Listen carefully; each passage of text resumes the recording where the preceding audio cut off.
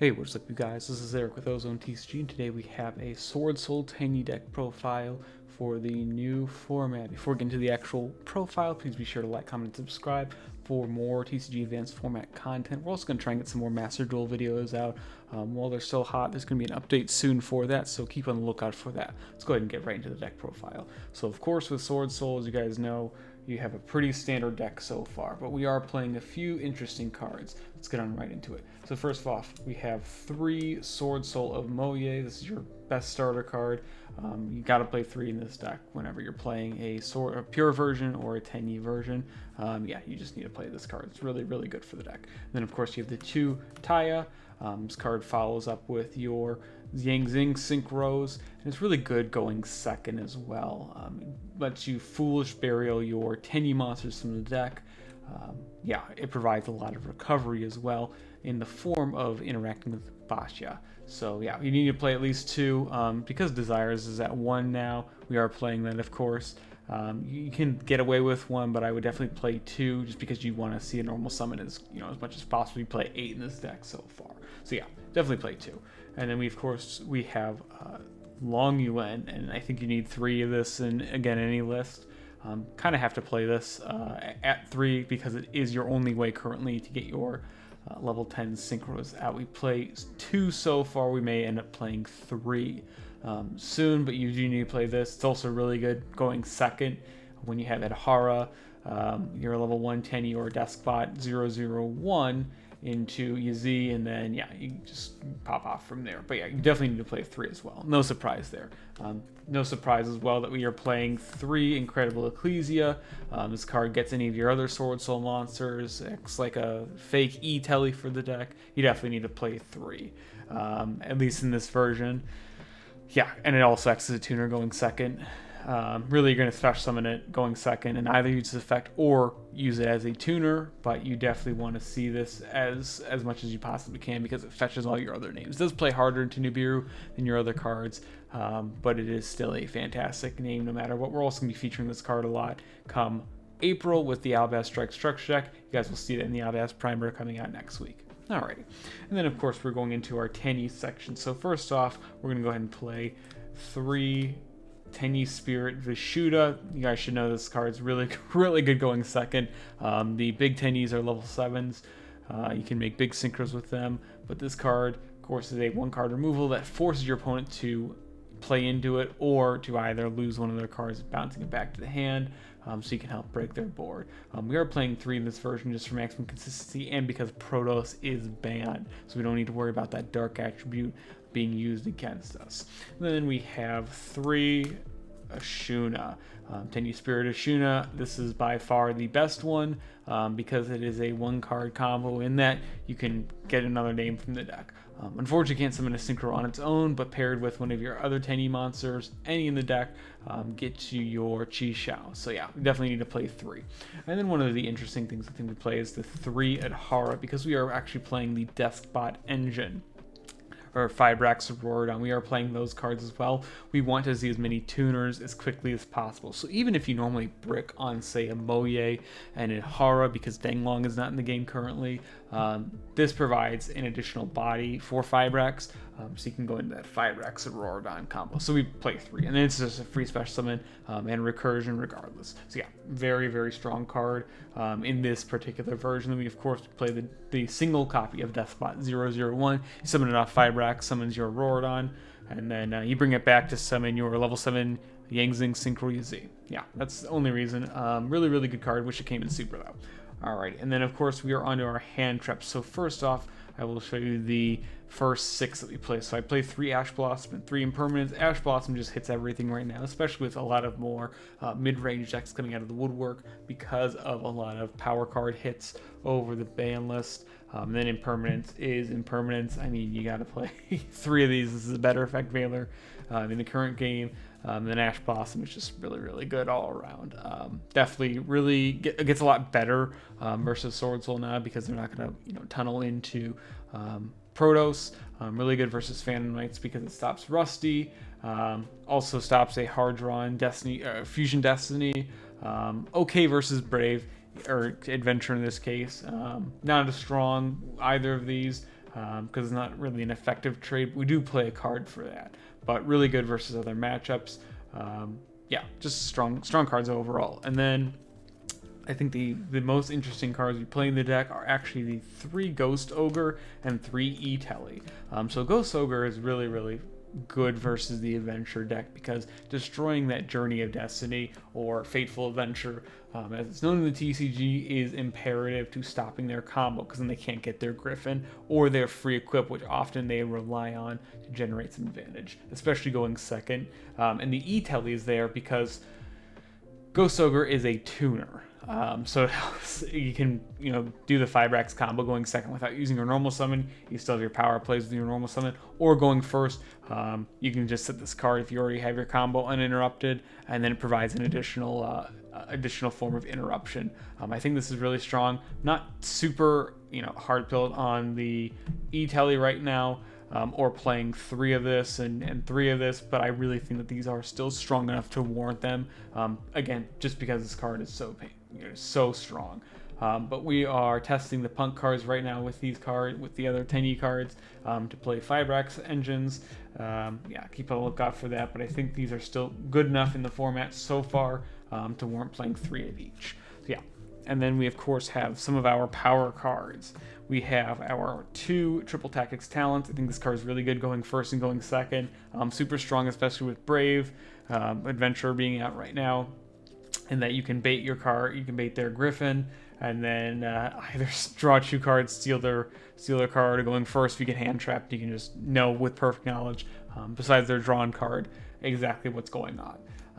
Yeah, definitely recommend playing this, especially now. It definitely got a lot better, and it can also take their Destroyer, Phoenix, and Force. A really strong card. And then, of course, we have Desires. I think this card is one of the best cards in the deck. You definitely need to play them. I wish we could still play it at 3, but unfortunately we can't. It is what it is. But yeah, definitely your best power cards in the deck as far as generics. And then, of course, we have our Sword Soul Spells and Traps. We have the 3 Immersions just for more consistency, and then the 1 Blackout. I really think you could play 2, but we play a more combo version where we don't need the second one necessarily. I don't want to necessarily draw the second one. But I could see, siding a second one or playing the second one in the main. Really depends on how the format shapes up. Alright, and then we're going to go on to the extra deck now. Alright, and then for the extra deck, we have, of course, our 3 Monk of the Tenyi. I think you could play only 2, but because I am playing, heavier Tenyi package, besides some of the spells in the deck, I think 3 is fine. I don't think you'll ever go into 3, really, except in really awkward game states, but it is there just in case. You can play 2 if you wanted to, if you want to play other cards instead. And then, of course, we have the 1 Shaman of the Tenyi, really good, breaking boards, good going second. Summons UZ, summons, Mari Mare. We don't play that card though, but it's there. It's just additional recovery if you want to go into Drake Berserker of the Tenyi. It exists, but I think this is still good enough to warrant. And then, of course, we play Crystron Helki Fibrax. So the Fibrax combo, of course, you summon Fibrax with any 2 monsters, including a tuner, and then summon your Despot 001, and then go into Auroradon, which summons 3 tokens, or can, tribute a monster to destroy a card the opponent controls. Yeah, this card is the reason why you play Fibrax and Despot 001, because it summons your level 7 Yangzing Synchro. Just a really strong card overall. I don't think if you don't play this, you don't play the other cards.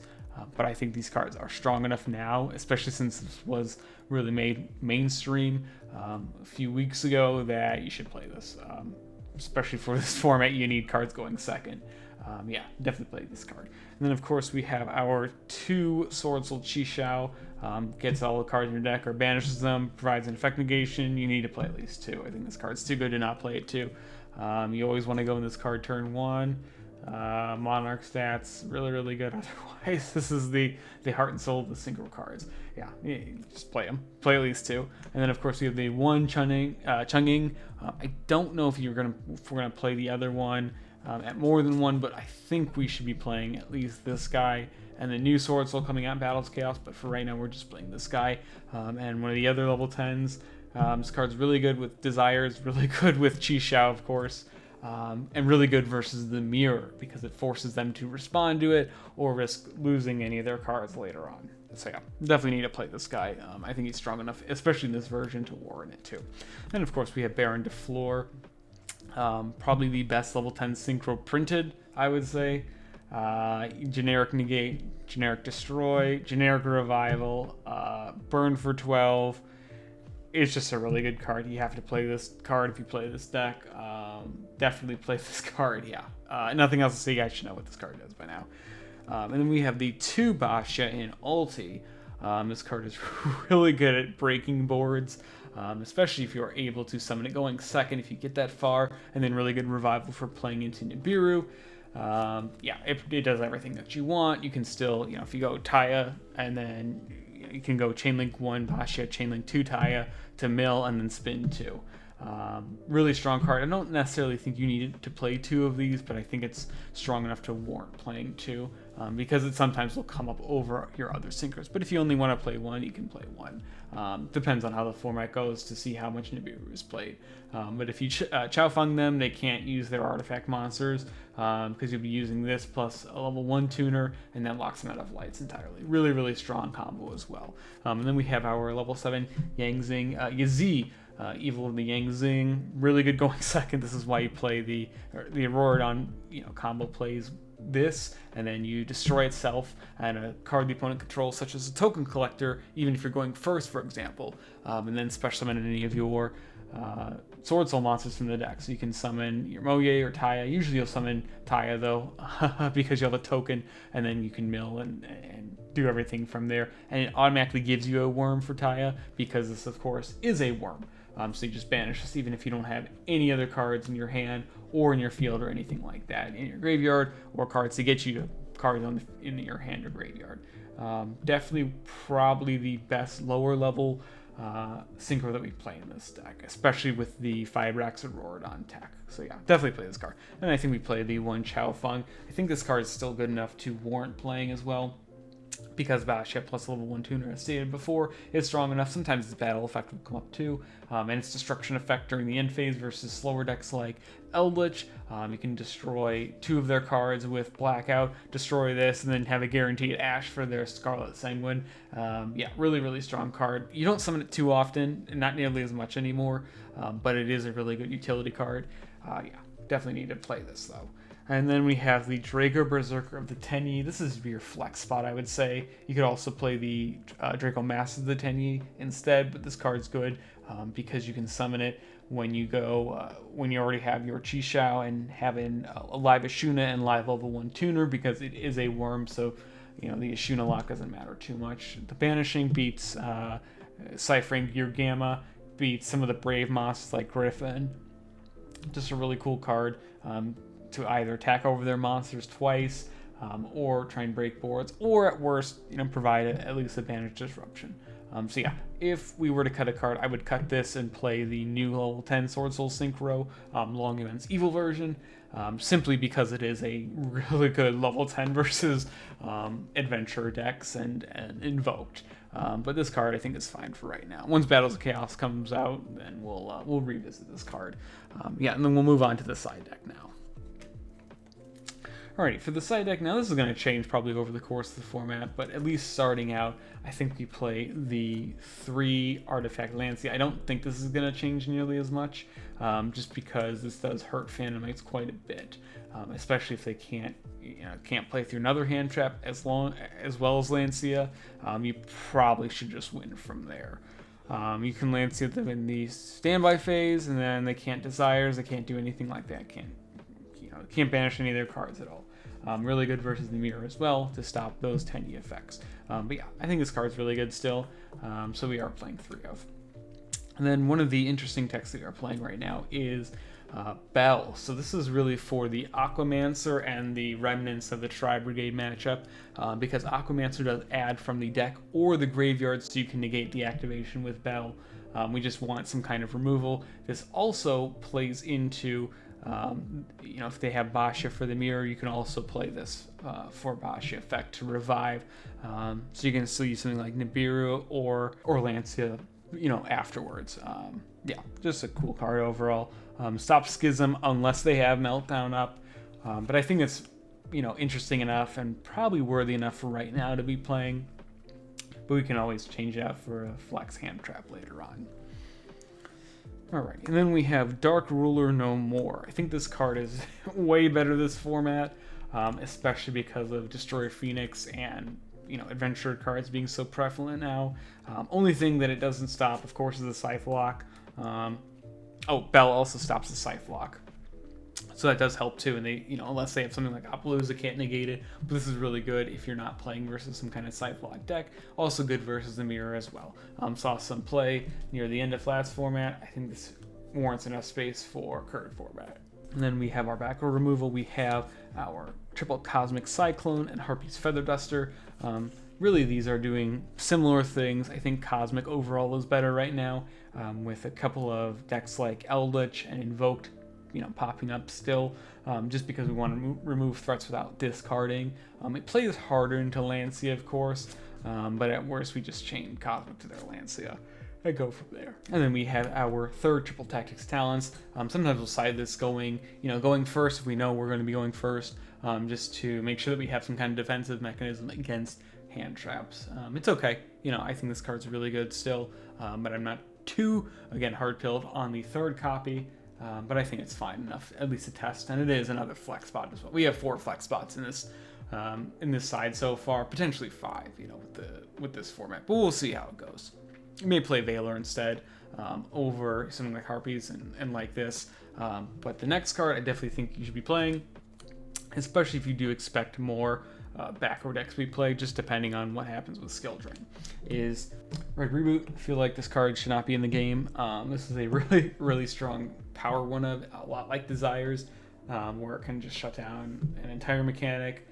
Don't think it should exist, but I definitely think you should be playing it while it is still legal, because it's just so powerful. And in case you don't see Harpies or Cosmic, this card can single-handedly shut down decks. This gate keeps a lot of decks as well. But yeah, let me know what you guys think about this deck profile. That's all we have for right now. Of course, leave a like, for Best Girls. And yeah, let me know what you guys think. This is Eric with OzoneTCG. We'll see you guys in the next one.